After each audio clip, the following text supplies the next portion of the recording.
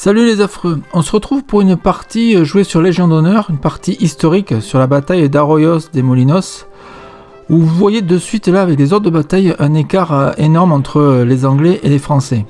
Donc on a pris des listes historiques. Historiquement les Anglais étaient vraiment beaucoup plus nombreux que les Français, et en fait c'était une partie, une bataille attaque-défense avec les Anglais qui attaquaient donc le village d'Arroyos de Molinos, qui était occupé par les Français, et les Français donc devaient tenir un certain nombre de tours sur ce scénario là, donc on avait compté 5 tours, et ensuite ils devaient essayer de quitter la table avec le moins de dégâts et le moins de pertes possible.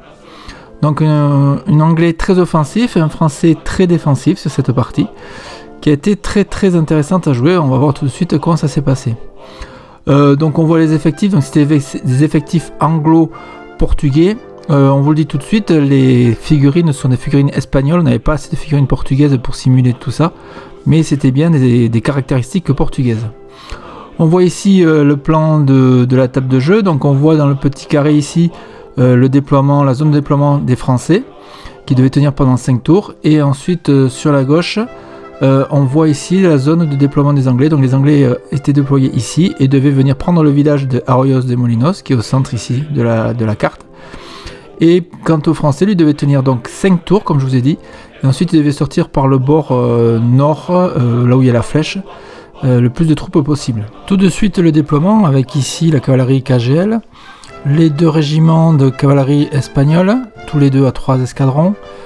Ensuite 2 régiments de cavalerie légère, il y avait un hussard et un dragon léger, me semble, tous les deux à 3 escadrons, dont les premiers escadrons formés en fourrageurs, pour protéger le reste des troupes. Un peu plus sur la gauche, il y avait une unité d'infanterie à 20 figurines anti-railleurs qui venait protéger les batteries d'artillerie. Donc 2 canons de 8 livres ou 6 livres, je sais plus, je crois que c'était 8 livres, avec un obusier de 5 livres juste à leur gauche. Un peu plus sur la gauche, au niveau du village, il y avait un régiment de Highlanders à 20 figurines, enfin une brigade, comme on dit en Angleterre. Une autre brigade de Highlanders, une 3e brigade, toujours à 20 figurines, et ensuite il y avait toutes les forces portugaises, donc 4 bataillons, donc de 20 figurines chacun, donc on en envoyé 3 ici, le 4e est en colonne de marche sur la colline, et ensuite il y avait les 3 dernières unités d'infanterie anglaise à 20 figurines qui étaient en colonne de marche sur l'extrême gauche du dispositif anglo-portugais. Donc on voit une vue d'ensemble ici du déploiement portugais qui fait face au déploiement français, qu'on voit tout de suite avec un régiment de dragons à 3 escadrons positionnés sur la colline. Ensuite on a un régiment de 3 bataillons qui occupent le centre du village et le nœud routier qu'il fallait tenir pendant 5 tours. Les voltigeurs sont détachés sont formés en fourrageurs. Un bâtiment occupé par un bataillon d'infanterie, un 2e bataillon sur la route et le 3e sur la colline. L'artillerie de 6 livres en position de tir, avec à leur gauche un régiment de chasseurs à cheval à 2 escadrons, dont un en fourrageur, et un régiment de hussards à 2 escadrons aussi à l'extrême gauche du dispositif. On voit tout de suite une vue d'ensemble, on voit ici le déploiement français. Ensuite, on va voir le centre du village qu'il faut occuper, Arroyos de Molinos, qu'il fallait tenir pendant 5 tours pour pouvoir ensuite partir au niveau de la route. On voit sur la gauche ici l'infanterie portugaise, et puis on voit sur l'extrême gauche tout en haut, on voit la cavalerie espagnole et portugaise. On voit pas tous les régiments là sur cette vue, et on voit au centre l'artillerie anglaise qui va faire beaucoup de mal, ainsi qu'un bataillon de Highlanders qui va venir menacer le village. Fin du tour 1. On voit donc sur l'extrême gauche allié, donc on voit les 3 bataillons anglais qui avancent, avec eux les 4 bataillons portugais, toujours représentés par des figurines espagnoles et hanovriennes. On voit plus au centre de la table les 2 bataillons anglais qui viennent menacer le village. Un bâtiment occupé par un bataillon français, donc ça fait 2 bâtiments occupés. Un bataillon français au centre du village pour venir tirer sur les Highlanders qui eux s'avancent dans le village pour essayer de le menacer. On revient sur les positions françaises, donc on voit le 2e bâtiment occupé. On voit un bataillon en carré suite à la menace de la cavalerie. Et on voit ici sur la colline les dragons français qui eux se sont réorientés, ils ont fait une roue à droite pour essayer de venir ralentir l'avancée inexorable des troupes alliées. Donc on voit les restes des bataillons français en carré sur la route et sur la colline en colonne. On voit l'artillerie à pied française qui a beaucoup souffert sur ce tour-là, puisqu'elle s'est fait tirer dessus par les tirailleurs et par l'artillerie. Elle a subi 2 pertes, et donc elle s'est retrouvée réduite. Le régiment de chasseurs à cheval, lui, a pris une perte sur du tir de cavalerie. Et les hussards, eux, se sont retrouvés tranquillement, se sont réorientés pour venir faire face à l'avancée de la cavalerie alliée. N'a pas besoin de marchepied pour engueuler son brigadier. À la belle vie que l'on mène dans les hussards, à la belle vie que l'on mène dans les hussards. On voit ici donc la cavalerie, avec ici les dragons légers qui ont pris du tir par le bataillon qui était dans le bâtiment français. Les tirailleurs qui ont fait le tir, l'artillerie anglaise qui a fait un tir aussi avec les pertes que je vous expliquais juste avant. On voit le bataillon de Lander vu de l'arrière qui s'est avancé et qui a pris des pertes aussi. On voit les 2 bataillons d'Anton de Highlander qui menacent la gauche du village. Et on voit donc ici toutes les troupes portugaises qui avec leur fatigue, sauf quand elles sont en colonne de marche. Le hussard au cercueil, le hussard au cercueil. La vue aérienne pour voir la situation à la fin de ce tour 1. Donc on va voir que l'artillerie anglaise a bien fait des dégâts sur l'artillerie française qui est sur la colline.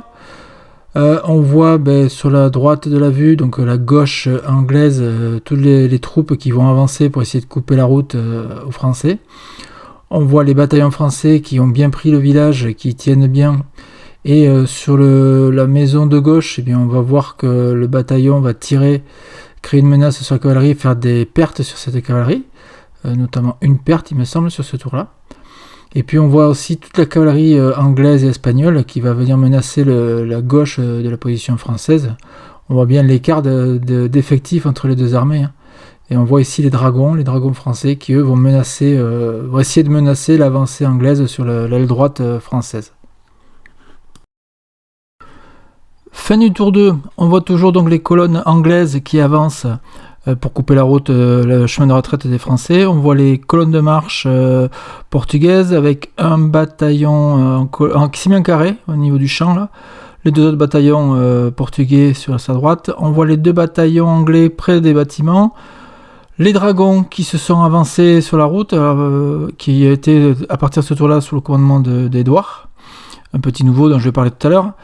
Donc les bâtiments sont toujours occupés par les Français. On voit le bataillon français qui a pris un tir, là, qui a pris une perte. Enfin, les voltigeurs ont pris une perte par les Highlanders. Les voltigeurs ont tiré aussi. Je crois qu'ils ont fait une perte sur ce tour-là, je ne me rappelle plus. On voit toujours les bataillons français en colonne. On commence à se réorienter doucement vers la sortie. On s'est mis en carré sur la route pour éviter la cavalerie. Les tirailleurs anglais continuent leurs dégâts, faisant des pertes, des tirs. Et la cavalerie anglaise qui s'avance, la cavalerie légère anglaise. Et on voit le canon ici, le canon français qui a pris énormément de dégâts. On voit encore des pertes. Qui a pris un tir d'artillerie. Sur ce tir-là, donc il y a eu un canon inopérant. Et le deuxième canon, et sur l'autre, on a pris une perte. Donc en tout, on a pris pas mal de pertes. On ne pouvait plus rien faire pour le tour suivant, excusez-moi. Et donc l'artillerie française était complètement annihilée, on va dire, ou bloquée sur ce tour-là, ce qui a eu un impact énorme pour la suite. Les chasseurs français sont toujours là, malgré la perte qu'ils ont subie sur le tour précédent. Les hussards attendent fermement, donc il y a eu pas mal de tirs de cavalerie de part et d'autre là sur ce tour-là, sans vraiment beaucoup de dégâts. Je crois que la cavalerie espagnole a pris une perte. Et puis on voit ici donc tout le déploiement anglais. On voit ici l'artillerie. L'obusier a fait un tir sur ce tour-là, mais il n'a pas fait de dégâts. Je crois qu'il avait tiré sur un bataillon sans faire vraiment de dégâts. Et puis donc on voit tout le reste du déploiement anglais. On voit bien l'écart, toujours pareil, l'écart d'effectifs. Et donc ça commence à être difficile pour le français là déjà, dès le tour 2. La vue aérienne classique, donc où on voit bien l'avancée des Anglais qui ont pris quasiment la moitié de la table. On voit sur la droite de l'image l'infanterie anglo-portugaise qui avance et qui vient couper la route, la retraite. On voit le carré portugais qui s'est mis en place pour éviter la charge des dragons, qui va peut-être avoir lieu, on ne sait jamais. Donc les dragons qui étaient occupés par Édouard, donc un jeune nouveau là, très prometteur, qui va désormais jouer avec nous de plus en plus. Donc on lui a appris, il a appris la partie en jouant les dragons. On voit ici l'artillerie française qui est décimée et qui est sous la menace de la cavalerie anglaise, la cavalerie légère. Et puis on voit un peu plus au centre ici, on voit le carré français, sur la route qui s'est mis en place aussi. Et puis sur la gauche, on voit les cavaleries qui se font face et qui vont certainement devoir s'affronter dans les tours qui arrivent. Fin du tour 3. Donc on voit toujours l'infanterie alliée anglaise et portugaise qui avance et qui va essayer de couper la retraite française. Et on voit ici donc Édouard avec ses dragons qui n'a pas eu peur, qui est allé charger le carré portugais, alors que le carré n'avait pas du tout été entamé. Et donc il a chargé avec ses 3 escadrons. Alors il faut savoir que sur une charge, quand on charge un carré, quand on est cavalier, seuls les premiers rangs combattent. Et en plus c'est un combat simultané. Donc gros désavantage par rapport, quand vous êtes cavalier, par rapport à un carré. Vous avez peu de chances de passer. Donc ce qui devait arriver arriva, on voit les résultats ici. Donc le français a eu 4 pertes, donc ça fait un escadron complet sur la totalité. Et donc il se retrouve réduit. Il perd le combat parce que je crois qu'il a fait qu'une perte, il rate son test. Et donc il part en fuite, donc vous voyez le jeton fuite ici, en plus des désordres, donc il a eu un désordre pour le combat, plus un désordre pour la perte du combat. Donc il part en fuite. Il a pris 2 fatigues parce qu'il avait une fatigue de coup d'avant, et là 2 mouvements, ça fait une deuxième fatigue. Et en plus il avait un accablement. Donc on voit le carré qui est toujours bien en place, les dragons qui sont bien partis en fuite, je ne sais plus leur mouvement, mais on voit qu'ils n'ont plus le pied en fuite, ils ont été ralliés plutôt, sur la fin du tour, sur un test. On voit toujours ici les autres bataillons portugais. On voit un bataillon ici qui fait face au bâtiment. On imagine qu'il va vouloir le charger. Le dernier bataillon anglais s'est mis en ligne. Et ici, on voit les Highlanders qui ont chargé la maison. L'objectif d'Eric sur ce coup-là, qui commandait les Highlanders, c'était juste de menacer, d'affaiblir le français dans le bâtiment pour que le deuxième bataillon portugais, pour qu'un bataillon portugais qu'on a vu se réorienter tout à l'heure, puisse venir charger sur une deuxième vague, on va dire. Le résultat n'a pas du tout été ça, puisqu'en fait Eric a eu beaucoup de chance sur ce coup-là, puisque là c'est pareil, c'est comme le carré, seuls les premiers rangs combattent, mais lui avec 4 figurines, il a fait 4 pertes sur les Français, là où le Français lui n'a fait qu'une perte, il me semble. Donc le bataillon français perd le combat, prend un pion en fuite, comme vous voyez ici, et donc sur ce coup-là il va devoir sortir du bâtiment, et l'anglais lui va pouvoir rentrer dans le bâtiment et occuper ce bâtiment. Donc une perte supplémentaire, un combat perdu supplémentaire pour le français. On voit ici donc le bataillon anglais qui occupe, le bataillon de Highlander qui occupe le bâtiment, et on voit le bataillon français qui est sorti, qui a été rallié lui aussi à la fin du tour, donc il n'a plus son pion en fuite, mais il est dos à l'ennemi. Un dernier bataillon ici qui vient sur la route pour commencer à s'échapper. Les voltigeurs français ont encore pris du tir et ont encore pris une perte. Et ici on voit le bâtiment français qui a été ébranlé par l'obusier, et donc il va falloir que le bataillon qui occupe ce bâtiment fasse quelque chose. Ici, la cavalerie légère anglaise est venue traverser l'artillerie française, donc elle a fait fuir tout ce petit monde. Les canons donc sont devenus inopérants, et par contre la cavalerie, elle, en traversant les canons, c'est l'équivalent d'un terrain difficile, et donc elle se retrouve en désordre. Donc ça va être compliqué pour elle sur le tour suivant. Mais ceci étant, elle a fait son boulot puisqu'elle a complètement bloqué l'artillerie française, et le français n'a plus du tout d'artillerie pour la fin de la partie, et on est qu'au tour 3, ce qui va être compliqué. On voit donc on s'est mis en carré juste à côté au niveau français, on a eu peur un peu, on s'est mis en carré, et puis ici sur la gauche on va voir des combats. On va voir un combat de cavalerie entre les chasseurs et les 2 régiments de cavalerie, le régiment de hussards et le régiment espagnol. Donc un premier escadron de chasseurs à 4 figurines sur la droite et un régiment à 5 figurines qui vont combattre, et les résultats du combat sont assez simples. Donc c'est une charge multiple, comme on dit, et on va voir ici que sur le combat de droite, les chasseurs se sont fait dégommer, il n'y a plus de chasseurs, ils ont perdu, et donc le régiment de chasseurs se retrouve à moitié effectif, et donc se retrouve en déroute, bien que sur le combat de gauche ils aient gagné le combat. Donc tout ce petit monde-là va partir en déroute, donc c'est comme une fuite, mais sauf que c'est pas rattrapable jusqu'à la fin de la partie. Et les chasseurs, enfin les régiments anglais, eux, vont continuer, vont poursuivre et vont avancer. Ils vont profiter de ça pour avancer. Ils se retrouvent tous en désordre, donc c'est compliqué pour eux pour la suite, pour les tours suivants. On voit ici un dernier combat de cavalerie entre les hussards et la cavalerie espagnole. Là, je crois qu'il y a eu match nul, il y a eu 5 pertes de chaque côté. Mais comme vous comptez bien, 5 pertes côté hussards français, ben, ça fait la moitié de l'unité qui a disparu. Et donc c'est pareil que pour le combat avec les chasseurs précédemment.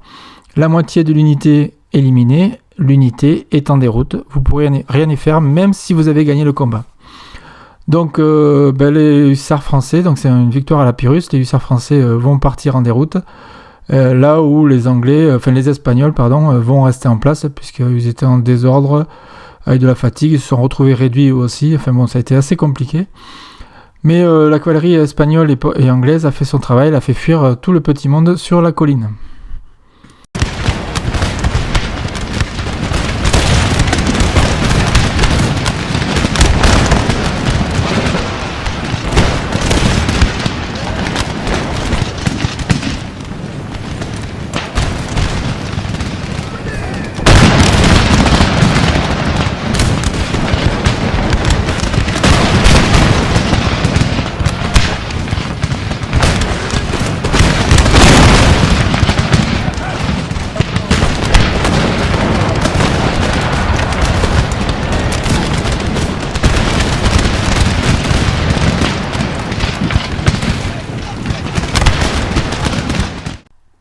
Vue aérienne du tour 3, donc on voit bien l'anglais, portugais qui a bien pris place sur la table.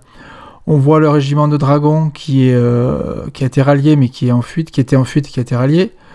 On voit le bâtiment occupé par les Highlanders. On va voir ici le bâtiment français qui était parti en fuite et qui a été rallié lui aussi. On voit le dernier bâtiment qui est ébranlé, donc il va falloir que le bâtiment qui l'occupe va faire quelque chose. Et on voit la colline qui est complètement occupée désormais par la cavalerie anglo-espagnole. Et donc les Français vont devoir commencer à se diriger lentement mais sûrement vers la sortie de table qui est ici avec la flèche rose. Fin du tour 4. L'anglais commence à refermer la tenaille. On voit les colonnes anglaises et portugaises qui se réorientent. Il y a toujours le carré qui est formé au niveau portugais. Mais on voit que les bataillons se sont réorientés en vue de vraiment attaquer le français, l'empêcher de fuir. Le bâtiment est toujours occupé par les Highlanders. Le bataillon qui était dans le bâtiment est toujours n'est pas en fuite, mais il a pris quelques pertes au tir. Et on voit que les bataillons français se réorientent, se reforment en colonne pour prévoir la sortie. Le bâtiment qui était ébranlé, donc le bataillon qui l'occupait, je l'ai fait sortir parce que ça devenait dangereux de rester dedans. Et puis on voit tous les bataillons qui partent. On voit ici un bataillon français qui est en fuite parce qu'il a subi des pertes au tir, beaucoup de pertes au tir sur ce tour-là, plus de 25% sur le tour. Et donc il part en fuite et en plus il est réduit. Et on voit ici toute la cavalerie anglaise et espagnole qui est complètement en désordre suite au combat du tour précédent et qui n'a pas pu du tout être activée. Il n'y a que les KGL qu'on voit ici qui se réorientent sur la route pour venir menacer l'infanterie française qu'on voit au fond là-bas. Donc ça va craindre pour les Français. Les canons anglais ont fait leur part de travail, ils n'ont plus aucun obus à tirer. L'obusier, lui, il reste un tir à faire, mais il n'a plus vraiment de cible pour pouvoir tirer puisque la maison est vide maintenant, le bâtiment est vide. Et donc on voit que le français va essayer de se diriger vers le point de sortie, mais ça devient vraiment très très tendu, on est au tour 4, et ça devient vraiment très compliqué pour le français pour sortir. La vue aérienne classique, donc on voit bien qu'il n'y a plus que la cavalerie sur la colline, la cavalerie anglaise et espagnole, qui n'a pas pu être activée parce qu'ils étaient trop en désordre. Vous savez que pour activer, c'est le test de discipline avec chaque fois moins 2 par pion de désordre. Donc là, il n'a pas pu être activé sur ce tour-là. On voit les KGL qui se sont réorientés, qui viennent menacer l'infanterie qui est dans le village. On voit le bataillon français qui était sur la colline et qui est en fuite suite aux tirs d'artillerie et d'infanterie sur ce tour-là. Et donc on voit le centre du village avec les bataillons français qui font dos à la cavalerie. C'est assez dangereux, mais il fallait faire quelque chose. Et qui vont essayer de partir sur la route. On voit par contre sur la droite de l'image toute l'infanterie anglaise et portugaise qui commence à refermer la tenaille pour empêcher justement les bataillons français de sortir de la table.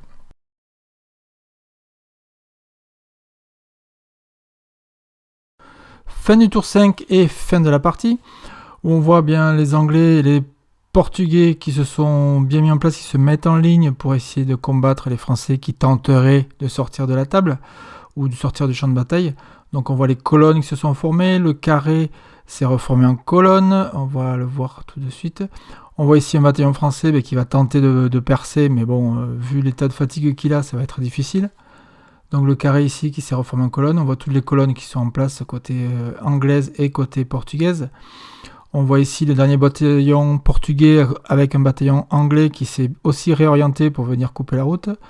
Le bâtiment toujours occupé par les Highlanders. Le bataillon français avec tous les désordres qu'il a pris n'est toujours pas activé. C'était très difficile de l'activer, même impossible. Donc il prend du tir à chaque fois.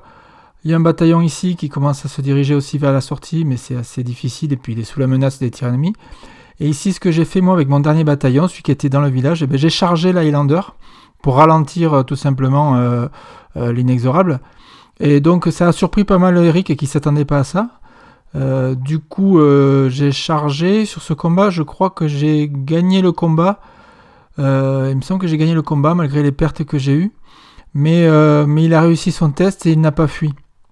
Donc on est resté empêtrés l'un sur l'autre. Enfin, on allait continuer le combat si la partie avait continué. Mais c'était un combat, j'ai chargé, je me suis dit tant pis, perdu pour perdu, il faut que je ralentisse à tout prix leur avance, je vais charger le bataillon qui est au centre du village. Ça a surpris les Highlanders, ils ont pris pas mal de pertes, moi aussi, mais j'ai réussi à le ralentir. Bon, j'ai pris beaucoup de désordre, beaucoup de fatigue, mais ça a tenu. Voilà, donc on voit ici le résultat du combat, c'est resté en place. On voit donc le bataillon à droite qui est toujours dans le village, la maison est plus occupée, et ici par contre, ce qui devait arriver arriva. Les KGL ont chargé un bataillon de dos, donc ils l'ont écrabouillé, ils l'ont fait fuir. Donc là, on n'a pas mis les pertes puisque c'était le dernier tour, mais il y a eu beaucoup de pertes sur ce coup-là. Le bataillon est parti en fuite et ce qu'a fait Eric, c'est qu'il a fait une retraite en bon ordre. Il n'est pas resté au niveau, il n'a pas poursuivi les troupes qui étaient en fuite. Donc on voit ici le bataillon qui est parti en fuite ici, qui a pris des désordres, de la fatigue, enfin bon, il n'y a pas le pied en fuite mais il y est toujours. Ici le dernier bataillon qui était sur la colline, qui était en fuite à force de prendre des tirs et des désordres, il est parti en déroute. Et ici Eric a réussi à réactiver toutes ses unités de cavalerie, donc il a fait des reformations sur tous ses régiments. Et s'il y avait eu un tour supplémentaire, du coup la tenaille se serait refermée avec tous les régiments de cavalerie, qui aurait pris tout ce beau petit monde en tenaille. Donc en gros la partie a été perdue pour les Français. On voit ici donc les KGL qui se sont reformés, qui ont fait une retraite en bon ordre. L'infanterie en tirailleurs qui s'avance aussi pour prendre la colline. Pour le fun, Eric a fait un tir sur le bâtiment et l'a mis en feu. Ça c'était vraiment pour le fun pour le dernier tour, donc il n'avait plus de tir pour son obusier. Il a fait une reformation pour l'artillerie, donc il récupère ses munitions. Et puis donc on voit ici, c'est plié pour le français, hein. Il a pris trop de pertes, j'ai pas réussi à sortir les unités, et j'ai plus de la moitié de l'armée qui est quasiment en déroute ou éliminée. Donc fin de la partie, une partie perdue pour le français.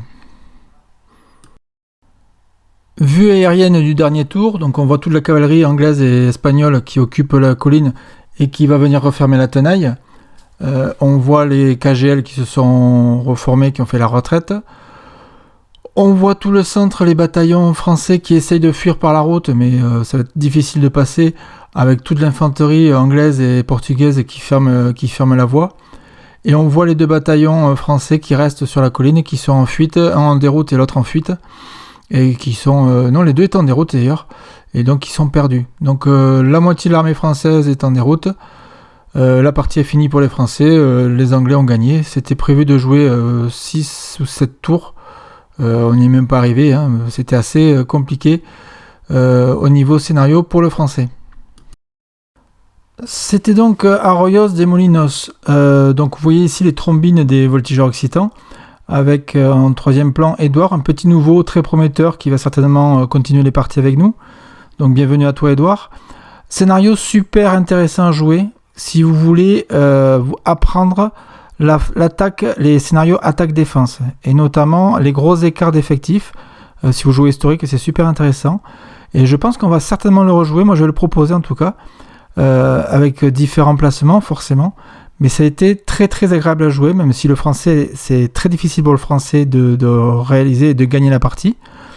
mais c'est très intéressant de voir comment on fait pour tenir une position et comment on fait pour l'évacuer, cette position. C'est pas du tout évident. Moi je vous le conseille, n'hésitez pas à récupérer les ordres de bataille qu'on a utilisés, les améliorer à votre sauce comme vous voulez, mais ce genre de scénario, ça vous apprend vraiment beaucoup de choses. Voilà les affreux, j'espère que ce compte rendu vous a plu. J'ai eu quelques petits problèmes de son, de synchronisation du son, parce que j'ai mon disque dur qui a royalement planté juste avant de préparer cette vidéo. J'espère que ça n'aura pas trop d'impact et que vous arriverez quand même à voir la vidéo comme il faut. Je vous dis à très bientôt et certainement à très bientôt pour un prochain compte rendu de bataille. Allez, ciao les affreux.